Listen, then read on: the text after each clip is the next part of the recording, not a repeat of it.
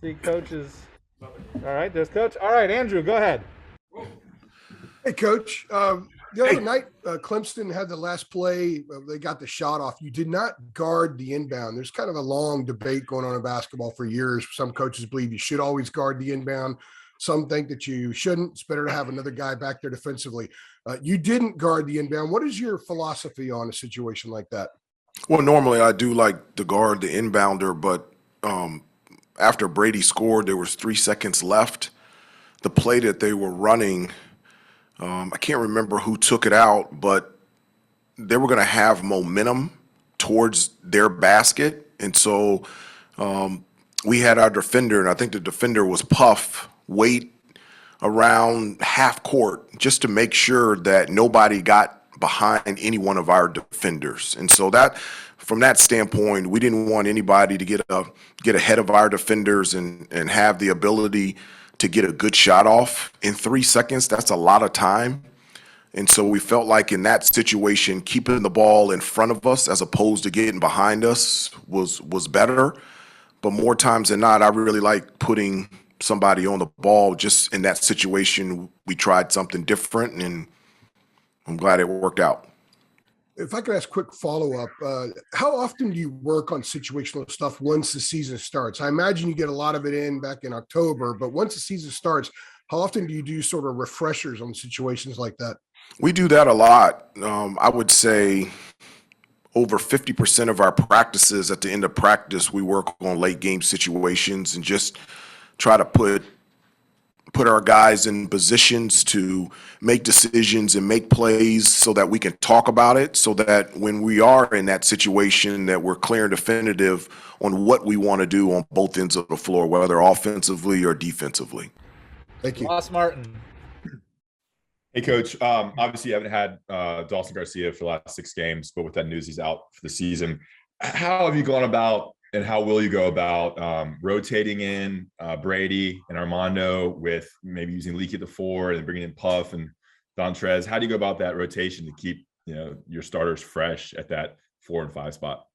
Well, we're limited in terms of our bigs with just Armando and Brady, but I really do love the length and the athleticism of Dontrez and Puff and Justin McCoy and also Leaky at the 4. And so, their versatility to play multiple positions, but also having the ability to go small and to play in those positions are really key for us. The last 3 games, Armando has gotten into foul trouble, and so we've had Brady at the 5, and we've had a number of people at the 4, Puff at the 4, Leaky at the 4, Dontrez at the 4, and Justin McCoy. And every time that they have been called upon to play that position, they have done a fantastic job of making plays on both ends of the floor, and I'm just really proud of all of them. CL Brown. Hey, Hubert, kind of piggybacking off of that.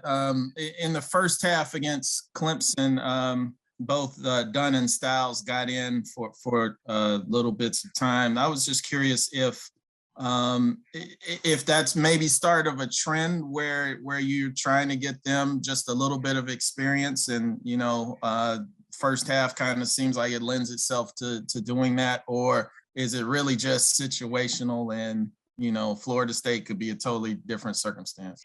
No, they deserve not only getting experience, they deserve to be out there on the floor. Dontrez and DeMarco have continued to improve and get better on both ends of the floor the entire season. I've said a number of times I can't be happier with them as kids, with their development and the unbelievable and outstanding careers that they're going to have here at North Carolina. And I want them out on the floor because they deserve it.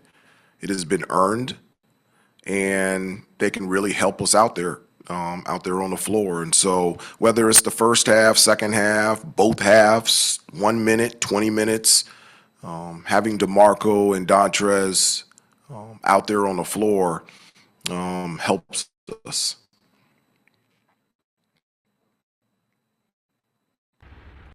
Well, Hubert, that's exactly what I was going to ask you. But I was going to. All right, then you're done, Adam. Thanks. Ho.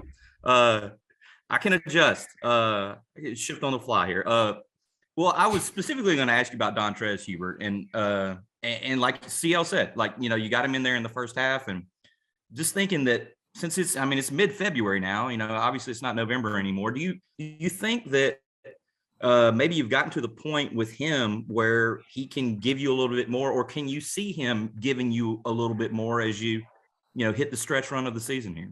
Well, I know that, our starters are playing big minutes and they're doing a terrific job, but they can't play the entire game. There's foul trouble, and we need guys coming off the bench that provide energy defensively, execution on the offensive end.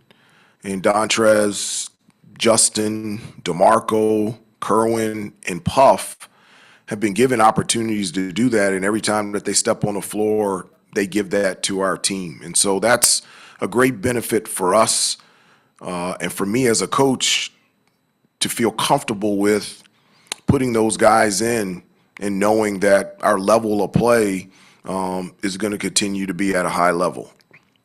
Do you tell anything specific when you put them in? Like, look, just go as hard as you can for 4 minutes, like something like that? Or is there any? No, I just tell them to go in. They understand.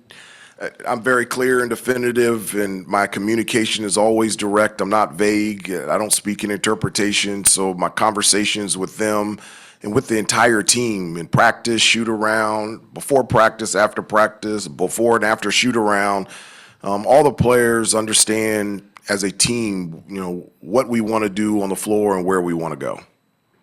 Thank you. Greg Barnes. Hubert, you've talked about after some of these tough losses that you've taken a positive approach with the guys. I'm curious, is the inverse true? So after a game at Clemson, where you're able to win in a tough setting, are you especially harder on the guys? No, not at all. We talked about the game against Clemson, and but I told them two things. Number one, I was very proud of them being able to step up and make plays when plays needed to be had.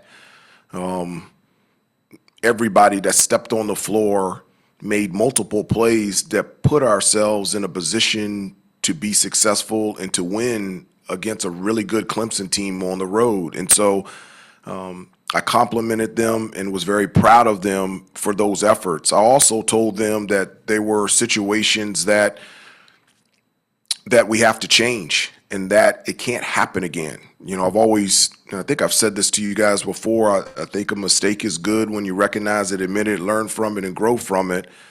And 2 flagrant 1 fouls and a technical foul resulting in 11 points for them, that's not good. And those are things that we need to stay away from. The 13 turnovers that we had on the road, that's not good.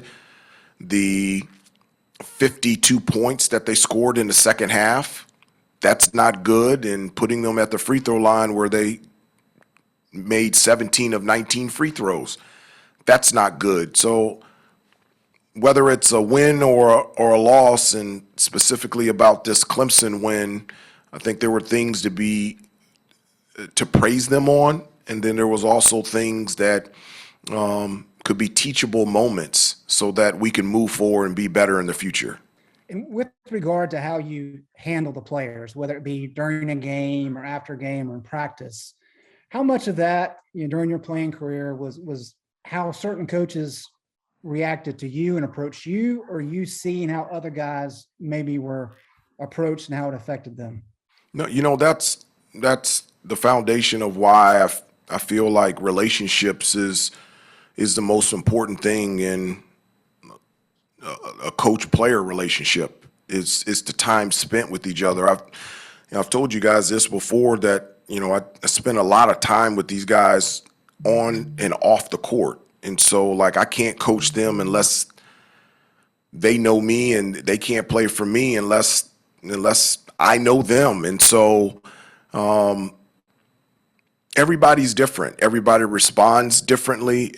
Some guys like encouragement as opposed to being direct. And because of the relationships that I have with each one of the players, I know how to communicate with them so that they can hear me and they can understand me. And they have a great relationship with me so that, I can understand and hear them as well. Thanks.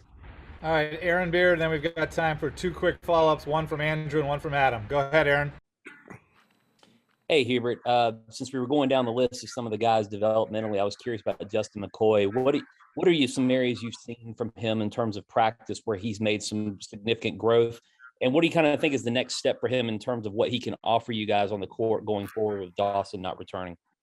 Well, I think he's a really good offensive rebounder. That's something in the past that he hasn't been called to do, and it's something that he does consistently for us.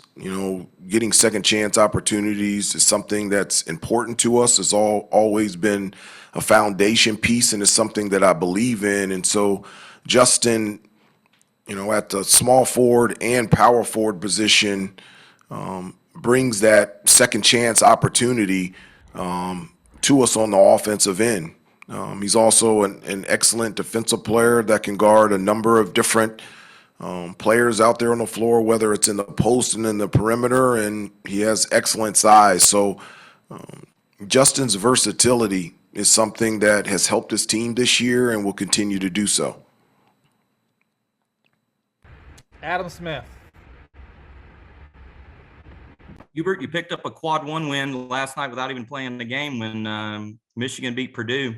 I just wanted to ask you about sort of the NCAA tournament mindset. And, I know that you guys have stated goals. I remember you talking in the preseason about, we have stated goals, win the ACC, go to the Final Four, win the national championship.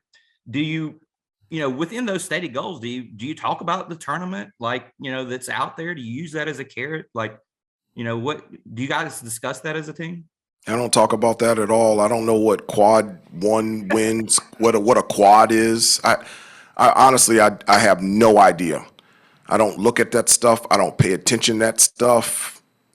You saying that we picked up a quad 1 win without playing last night, I don't know what that means.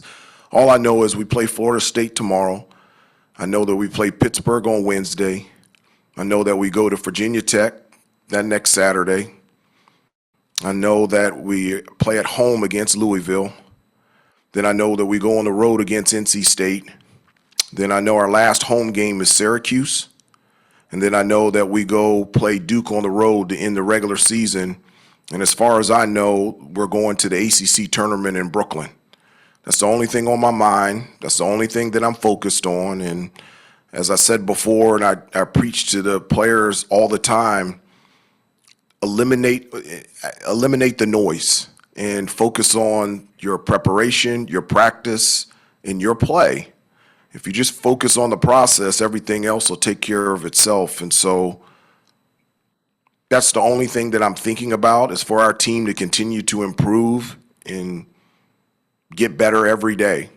And wherever it ends up, it ends up. But I don't understand and don't pay attention to and don't look at whatever a quad 1 means. Last question. Leaky's ready to go. So Andrew, quick one, please. Actually, Adam asked the exact question I was going to. So Coach answered it perfectly. Good job. You learned when the other guy asks it, just move on. Maybe Kirsch can explain it to you, Hubert. Maybe he can tell you about the quad 1 win. I'll give him a breakdown. Okay. All right. Thank you. Next time I'll just lower my hand. Okay. We'll get Leaky in here.